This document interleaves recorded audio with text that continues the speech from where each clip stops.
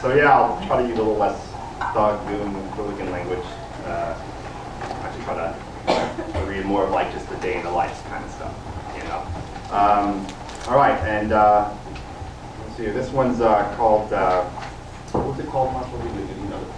Rebound. Rebound, that's right. We just came up with the title like right before I came up with this. All right.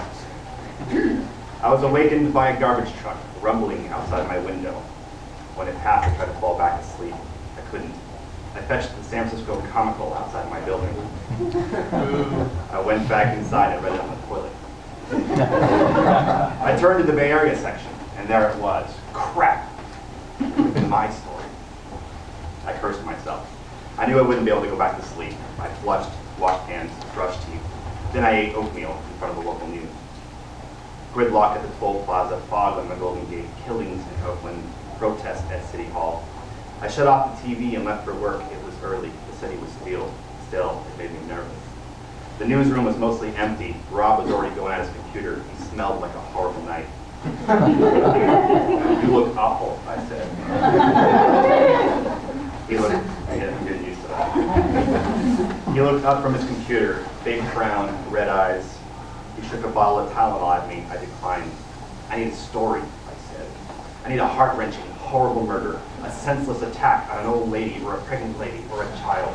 And I need a good photo, a clear picture of the victim. I powered on the computer.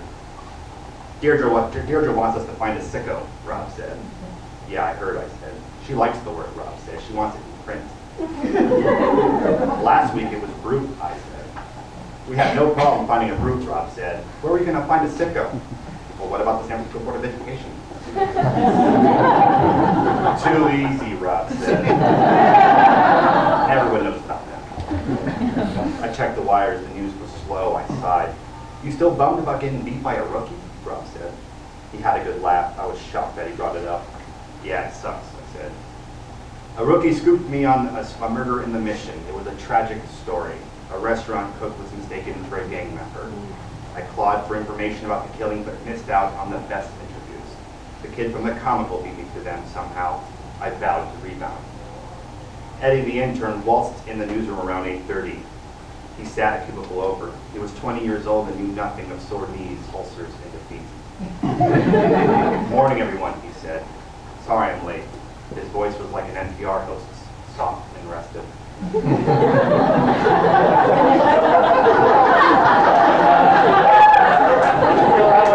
you kind of hate those guys?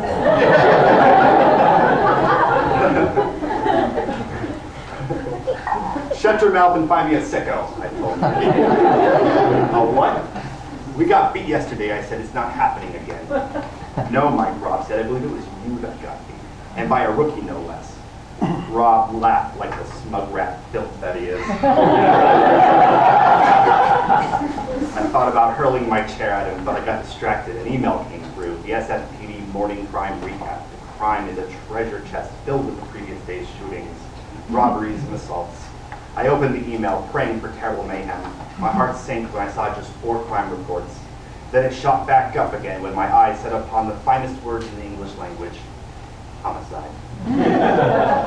Only blocks from where the cook was shot dead, another young man was killed in a gang-related shooting. It's a gang war, I shouted gleefully. What? Eddie said. I'm betting it's retaliation, I hollered. For what? Eddie said. I fumed and shot Eddie a look. Don't you talk back to me, I said. Gather your things quickly. We drove to the Mission, because I was tired of waiting around for the dawdling SFPD spokespeople. We parked a block from the crime scene. The shooting occurred 10 hours before, so the police were long gone. The medical examiner had left with the body. The blood had been power washed into the gutter. I sighed. At least there was mourners surrounding a memorial on the sidewalk. I found a sobbing Latino woman who may have been the dead guy's mother. Not now, she said, her hand held up at my face. I apologized, stepped back. Other mourners, presumably more family members, shook their heads at me. A young man with a pit bull bowed his head and cried. There they were, these devastated people, holding on to this dead man's story like a precious jewel. They had everything I needed. Who was this young man? A thug? A pimp? An extortionist? A drug dealer? Or perhaps he was a father. Certainly he was a son. Who did he piss off? Or maybe he was an athlete, an honor student with big dreams. Is revenge in order? Yes, I can see the headline now. revenge-killing rock submission. Hundreds of hipsters will soil their skinny jeans. I will be responsible.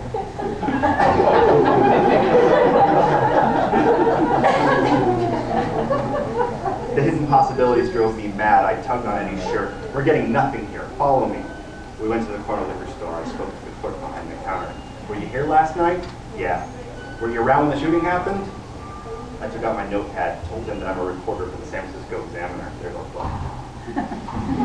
Only heard it, he said. What did you hear?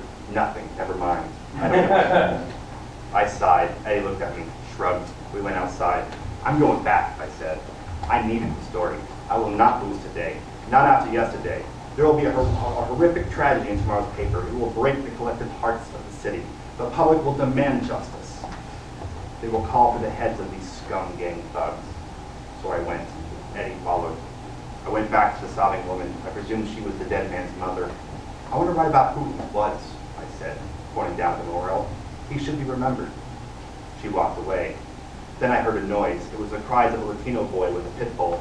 He was clearly a gang member, Sereno or Pena, I'm asserting. I didn't know he wore all black. He just might be vulnerable enough to spill his guts. I looked over at Eddie. He shrugged again. This was my day. I would not be beat. So I approached the young gangster. I was 10 feet away when the pit bull growled. The gangster's face changed from sadness to anger. This is my block, he shouted. He started toward me. You motherfucker, this is my block. I backed away. Whoa, it's all right. It's okay, I said. He reached down into his jean shorts. He grabbed a hold of something. The pit bull continued growling. The gangster shouted something in Spanish. I raised my hand and turned away. Eddie was already halfway up the block. It's all right, I insisted. I'm out. The gangster. Then I started walking away cautiously, thinking, don't shoot me in the back. Please don't shoot. Don't let your pit bull loose. Please don't let your pit bull loose. He didn't shoot. He growled, and his pit bull growled. I met up with Eddie down the block. He was white. I called my editor. My editor told me to return to the newsroom. But I have no story, I moaned. If you're not safe, get out of there, he said. Eddie and I drove back downtown. We didn't talk most of the way. 2 blocks from the newsroom, I looked over at Eddie. All that and no story, I said. Yeah, no story, he said. We pulled into the parking garage, got out, walked a few blocks to the newsroom. Rob was going at his computer. Where's that Tylenol, I asked him. He handed me the bottle. I took 3 pills, then went to my desk. I opened a new document and began the story. The story included a murderous thug, a sobbing mother, a dead cook, and a young Latin boy with a gun and a pit bull. I emailed the story to the editors. Then I went to my editor Harper's desk and declared, I'm in a slump. Don't worry, it's temporary. I've been under the weather. I sniffled. Harper looked up from his computer. He was wearing huge industrial-grade earmuffs that made him look like an airport baggage handler. What? Never mind, I said. I went home and drank a few beers in front of the TV. That night, I tossed, interned, and cursed. I fell asleep, vowing to rebound.